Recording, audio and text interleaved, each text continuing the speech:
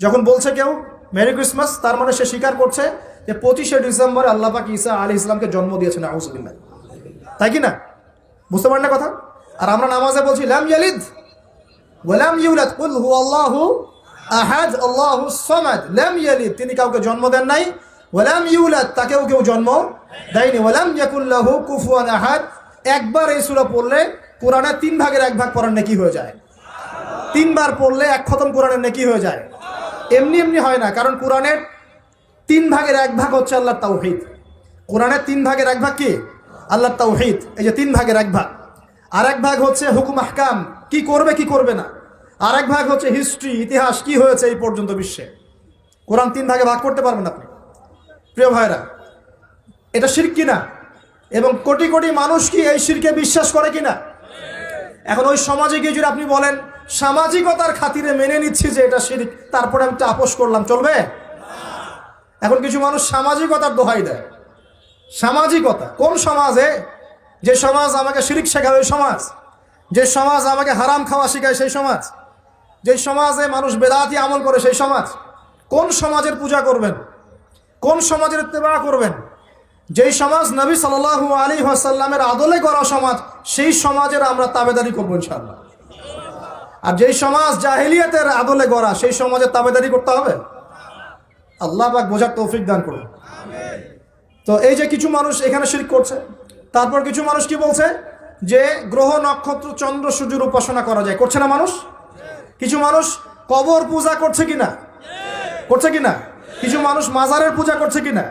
কিছু মানুষ মৃত ব্যক্তির কাছে এই নজর মানত করে কিনা? কিছু মানুষ মৃত ব্যক্তির কাছে এই যে কুরবানি জবাই করে কিনা? কিছু মানুষ এই যে জাদুবিদ্যার চর্চা করছে কিনা? তারপর ওই যে ভাগ্য গণনা করছে কিনা রাশিফল দেখে? কিছু মানুষ টিয়া পাখির মাধ্যমে ভাগ্য গণনা করছে কিনা?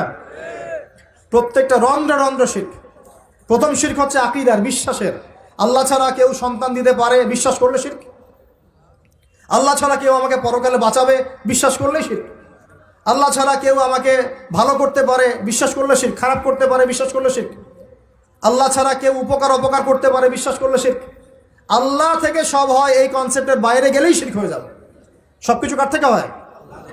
তো এই যে লা ইলাহা ইল্লাল্লাহ একটা আকীদার বিষয়। প্রথমে আকীদার মধ্যে শিরক ঢুকেছে, একটা শিরক ঢুকেছে আমলের মধ্যে। আর শিরকু ফিল আমাল, আমলগুলোর মধ্যে কিরকম? এই যে আল্লাহ বাদ দিয়ে অন্য কাউকে সেজদা করা, আল্লাহ বাদ দিয়ে অন্য কারোর জন্য নজর মানত করা, আল্লাহ বাদ দিয়ে অন্য কারোর জন্য এই যে আপনি কুরবানি করছেন, হ্যাঁ, আল্লাহ ছাড়া অন্য কারোর কাছে দোয়া করছেন, সবই শিরক। এই যে আপনি হাতের মধ্যে একটা বালা পরে আছে, বালাটা খুলতে বললে খোলেন না। কেন খোলেন না? আপনার ধারণা এটা খুলে ফেললে আপনার ক্ষতি হবে, রোগ আর ভালো হবে না। এই যে আকীদা, শিরকি আকীদা, শিরকি আকীদা, টাটকা শিরকি আকীদাটা। যদি মনে করেন যে এটা খুললে, এই যে আংটি একটা পরেছেন, মনে করেন এই নিয়াতে পরে থাকেন যে এই আংটি পরার পরে আমার রোগ ভালো হবে, টাটকা শিরক। এমনি যদি পড়েন সৌন্দর্য বর্ধনের জন্য পড়েছি, কোনো সমস্যা নাই, ইন্নামাল আমালু বিন্নিয়াত। কিন্তু যদি এই নিয়াতে পড়েন এই আংটিটা পরলে আমার রোগটা ভালো হবে, খুললে আর রোগ ভালো হবে না, ব্যাস শিরক হয়ে গেছে। তারপরে বিয়ে হচ্ছে না, তাবিজ করতেছে, তাবিজ করলে বিয়ে হবে, শিরক হয়ে গেল। আবার একজন একজনকে ভালোবাসে, অবৈধ ভালোবাসা, বৈধটা না, অবৈধটা। এখন তার আবার বিয়ে ঠিক হয়েছে এক জায়গায়, এই বিয়ে সে ভাঙাবে, কবিরাজের কাছে গিয়ে বিয়ে ভাঙানি করতেছে, চালাচালি করতেছে, নকশা আঁকতেছে, করে না? স্বামী স্ত্রীর কথা শোনে না, স্ত্রী চলে গেছে কবিরাজের কাছে, গিয়ে বলছে আমার স্বামী আমার কথা শোনে না, তাবিজ করবো, তাবিজ দেন। স্বামী ঘুমায়, বালিশের নিচে দেখে তাবিজ। আছেন এরকম কুফরি কালাম? সবই।